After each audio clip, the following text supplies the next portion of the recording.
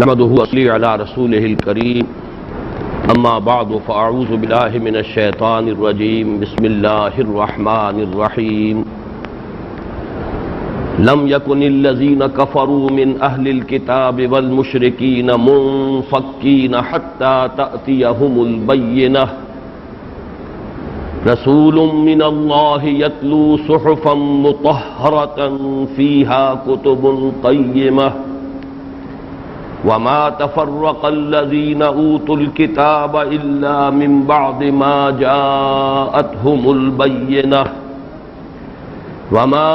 امروا الا ليعبدوا الله مخلصين له الدين حنفاء ويقيموا الصلاة ويؤتوا الزكاة وذلك دين القيمة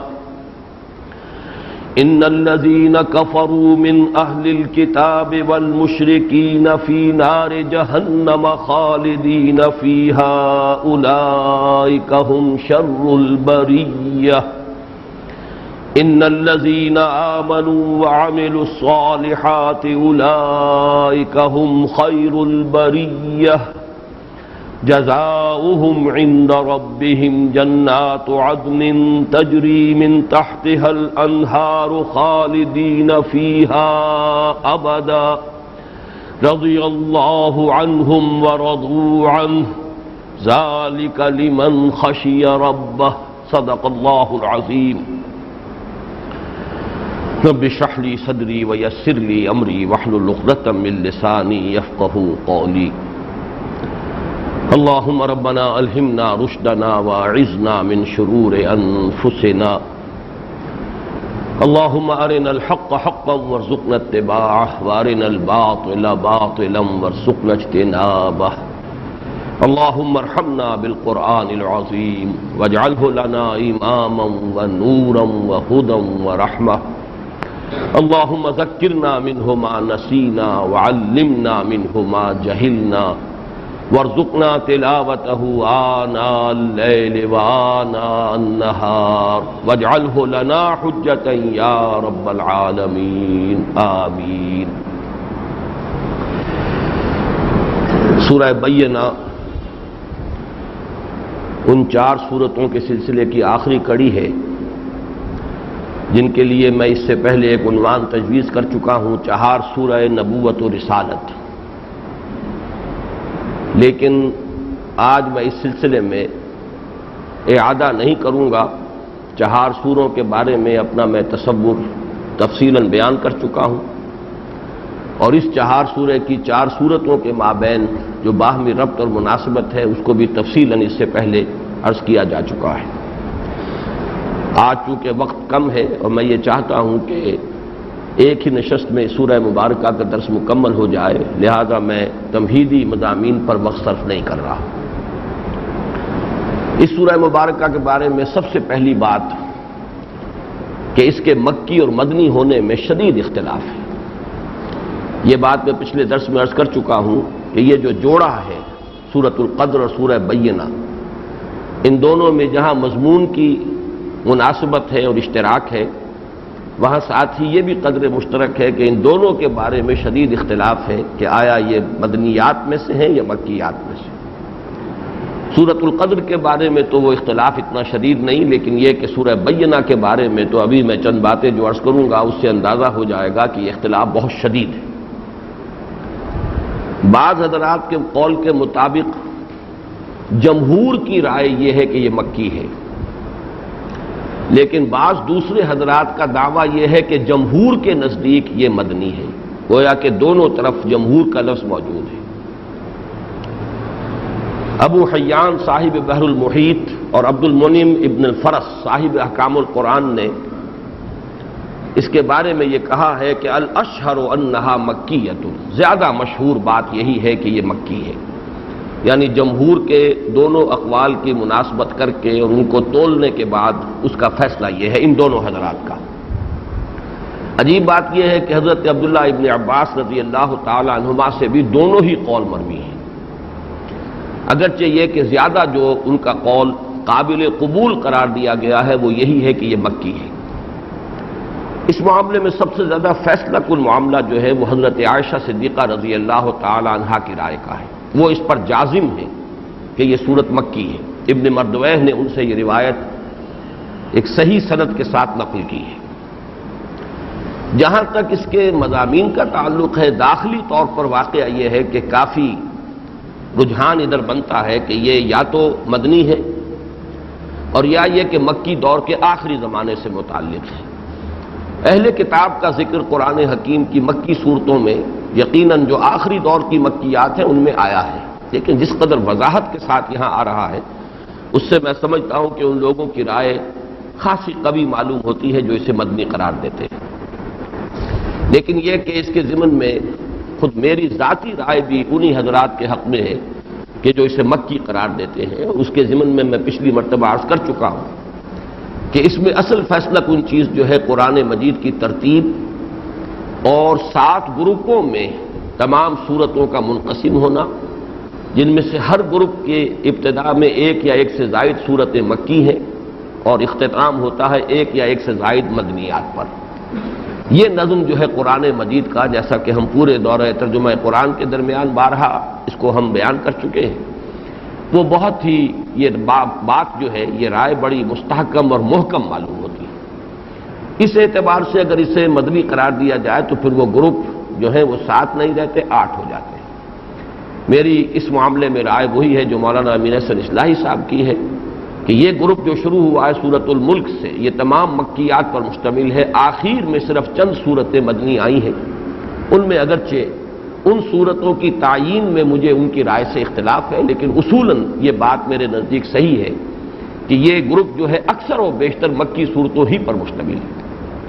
ویسے بھی یہ جیسا کہ میں نے کئی مرتبہ عرض کیا، یہ ریسیپروکل معاملہ ہے. جو پہلا گروپ ہے اس میں مکی صورت صرف ایک ہے، سورہ فاتحہ. وہ اپنی جگہ پر اپنے عظمت کے اعتبار سے، اپنے علو شان کے اعتبار سے خواہ کتنی بھی اہمیت رکھتی ہو، بہرحال حجم کے اعتبار سے کل 7 آیات پر مشتمل ہے. جبکہ اس کے مقابلے میں 4 سورتیں نہایت طویل ہیں مدنیات، سورہ بقرہ، سورہ آل عمران، سورہ نساء، سورہ مائدہ.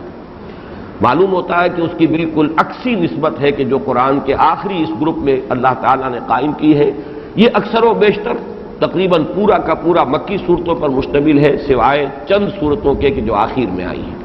جن میں میری رائے یہ ہے کہ صرف 2 ہی صورتیں ہیں، یعنی معوذتین، قل اعوذ برب الفلق، قل اعوذ برب الناس. لیکن اس کے ضمن میں اپنی رائے کے حق میں دلائل میں بعد میں عرض کروں گا. دوسری بات جو اس سورہ مبارکہ کے بارے میں پہلے ہی سے میں عرض کر دوں وہ یہ ہے کہ یہ مضمون تو میں نے بہت مرتبہ بیان کیا ہے کہ قرآن حکیم اس اعتبار سے ایک بڑی عجیب کتاب ہے کہ یہ بیک وقت نہایت مشکل بھی ہے، نہایت آسان بھی ہے. وَلَقَدْ يَسَّرْنَا الْقُرْآنَ لِلذِّكْرِ، ذکر کے لیے، نصیحت کے لیے، سبق آموزی کے لیے، رہنمائی کے لیے، ہدایت کے لیے تو اللہ نے اسے بہت آسان کر دیا. لیکن اس کے علوم، اس کے معارف، اس کے حقائق، اس کی گہرائیاں،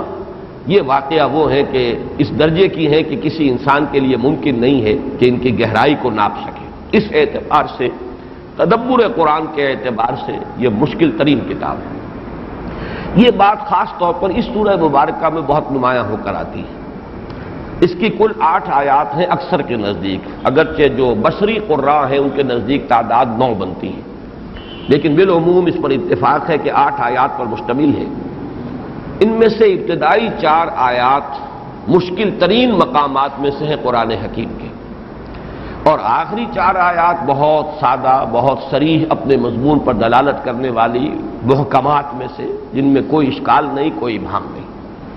اس اعتبار سے یہ قرآن کے بیک وقت مشکل اور آسان ہونے کی ایک بہت ہی نمایاں مثال ہے. خاص طور پر جو اس کی پہلی آیت ہے اس کے بارے میں امام فخر الدین رازی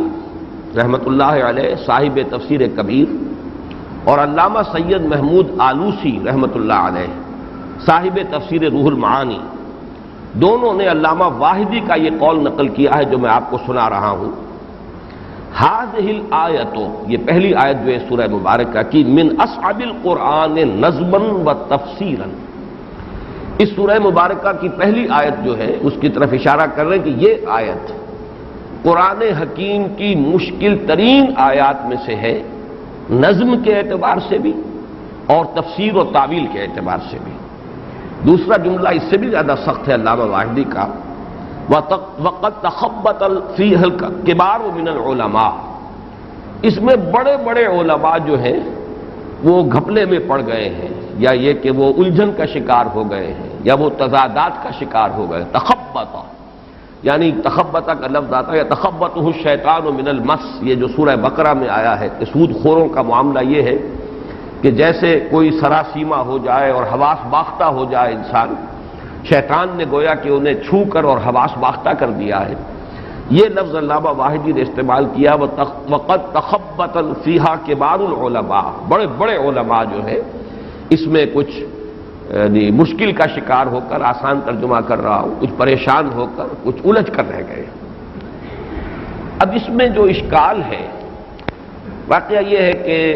میں نے جب جدید دور کی جو اردو تفاسیر ہیں یا تراجم ہیں یا حواشی ہیں ان کا جائزہ لیا تو میں حیران ہوا کہ اکثر حضرات نے تو اس اشکال کا ذکر نہیں کیا۔ میرے نزدیک جو حضرات تو صرف مختصر حواشی لکھتے ہیں،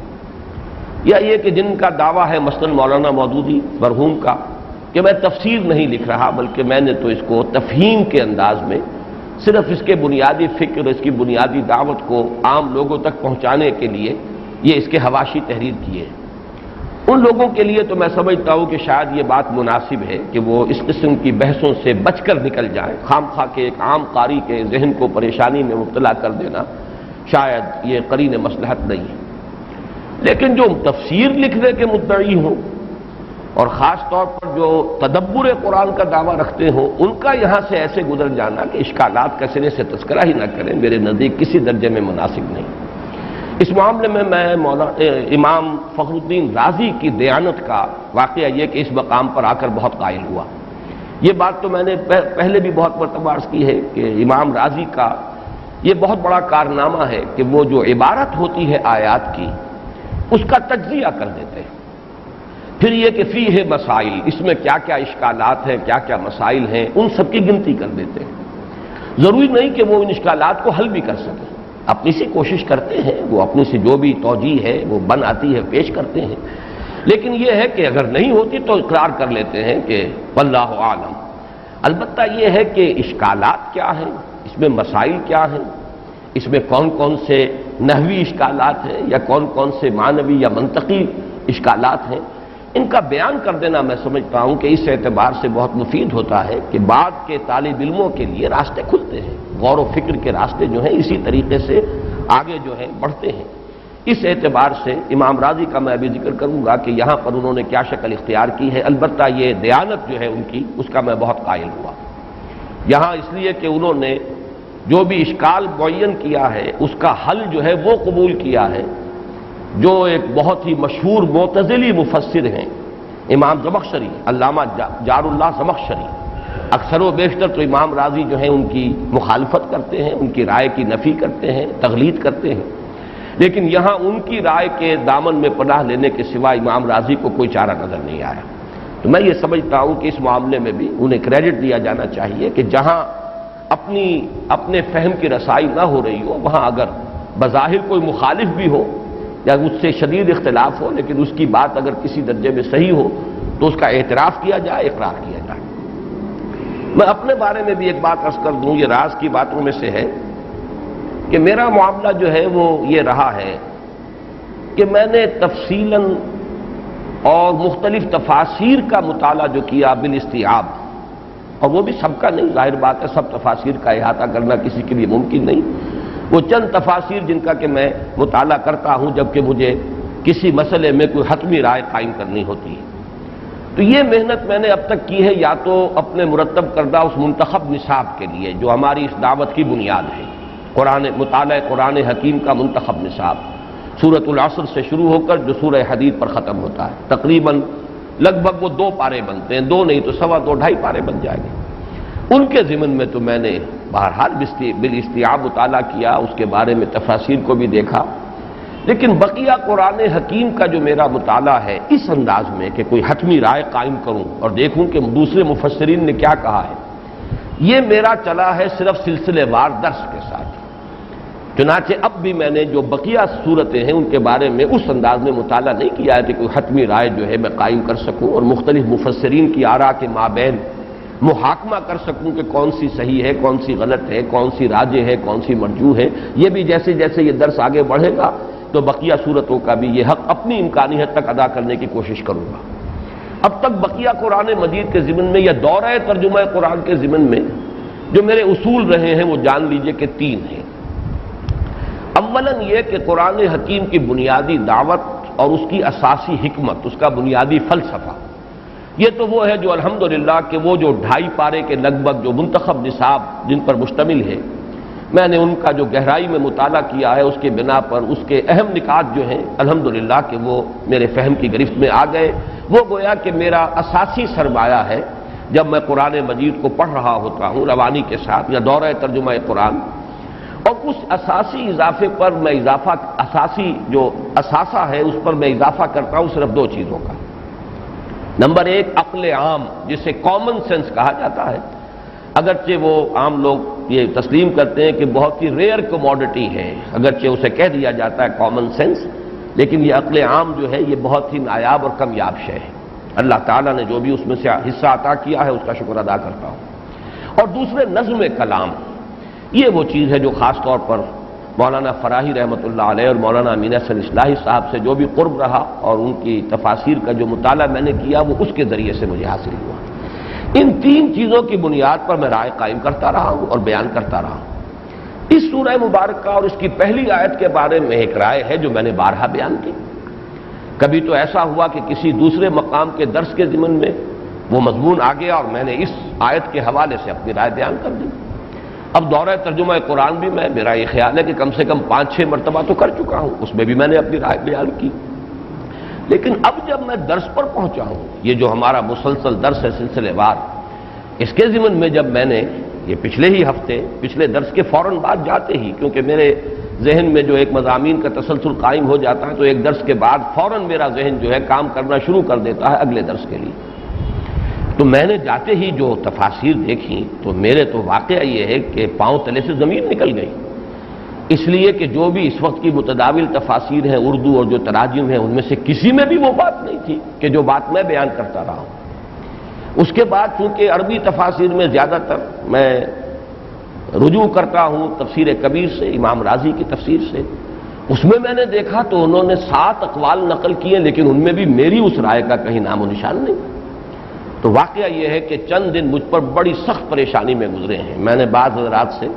خاص طور پر حافظ احمد یار صاحب سے بھی کہا کہ ذرا جو بھی تفاسیر آپ کے پاس ہیں ان میں دیکھیے کہیں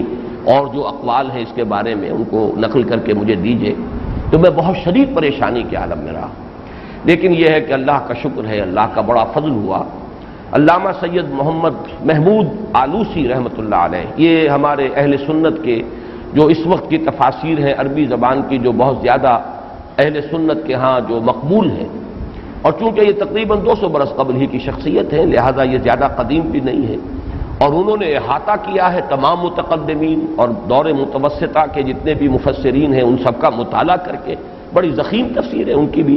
بلکہ میں سمجھتا ہوں کہ شاید ضخامت میں وہ امام رازی کی تفسیر سے بڑھ کر ہے، روح المعانی۔ اس کو جب میں نے مطالعہ کیا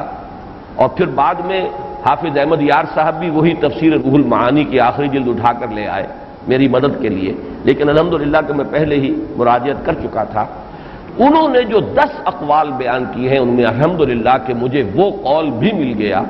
کہ جس سے مجھے تائید حاصل ہوئی، اور اب اللہ کے فضل و کرم سے میں اپنی اس رائے کو پورے جزم کے ساتھ، عزم بالجزم کے ساتھ، پورے انشراح کے ساتھ، پورے اعتماد کے ساتھ بیان کر رہا ہوں۔ بلکہ یہاں مجھے وہ مصرع جو بارہا میں نے سنایا ہے آپ کو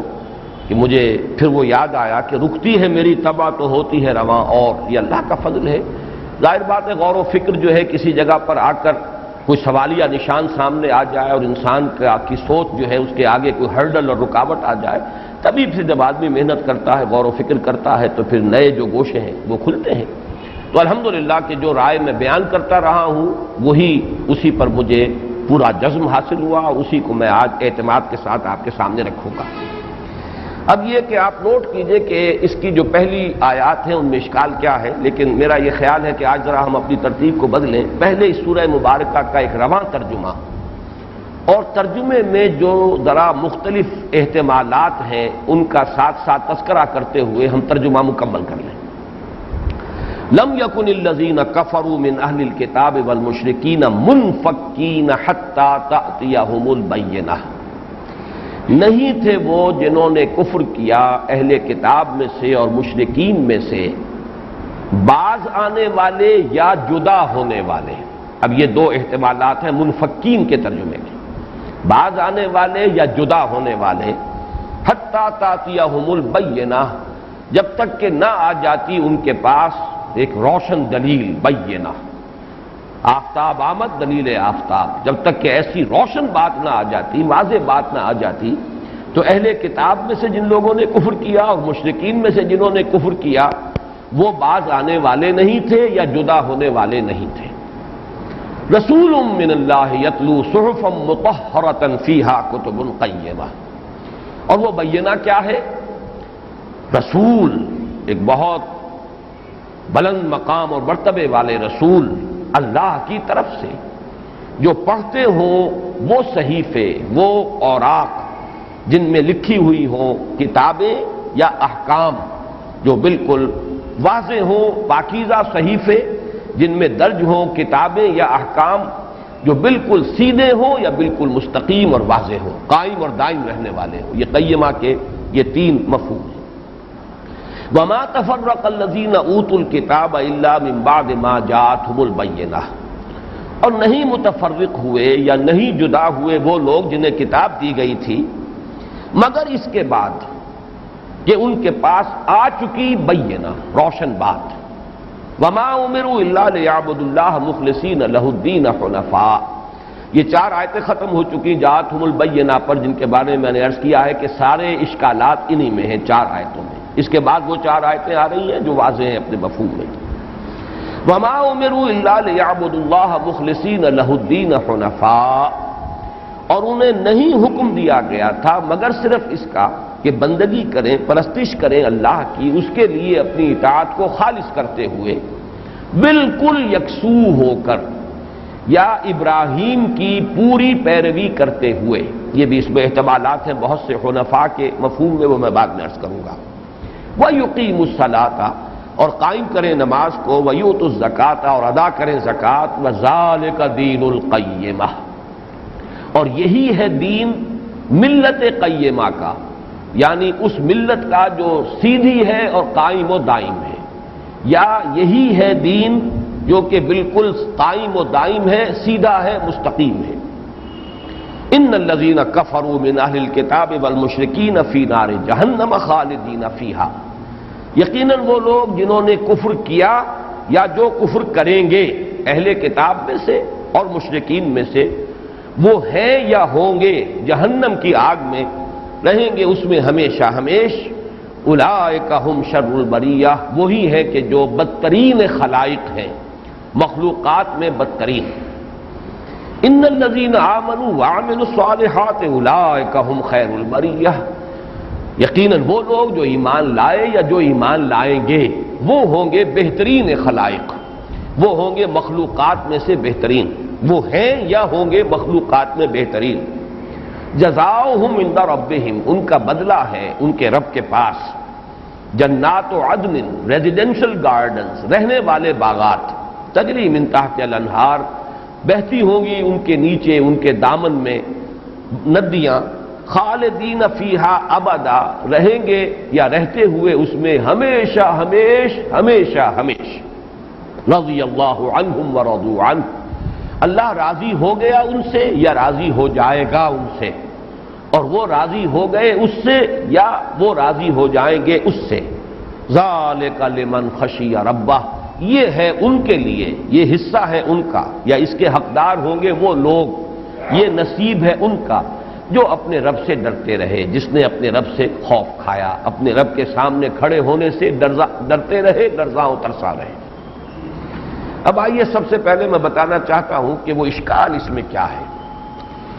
امام راضی رحمۃ اللہ علیہ نے جو اس کا اشکال بیان کیا ہے اور جو سب سے پہلا اشکال ہے وہ یہ ہے کہ لم یکن الذین کفروا من اہل الکتاب والمشرکین منفکین. اصل بنیاد اس اشکال کی یہ ہے کہ منفکین کا ترجمہ کیا گیا ہے باز آنے والے نہیں تھے، یعنی کس چیز سے باز آنے والے نہیں تھے؟ منفکین کے بعد یہاں پر واضح نہیں کیا گیا کس چیز سے باز آنے والے.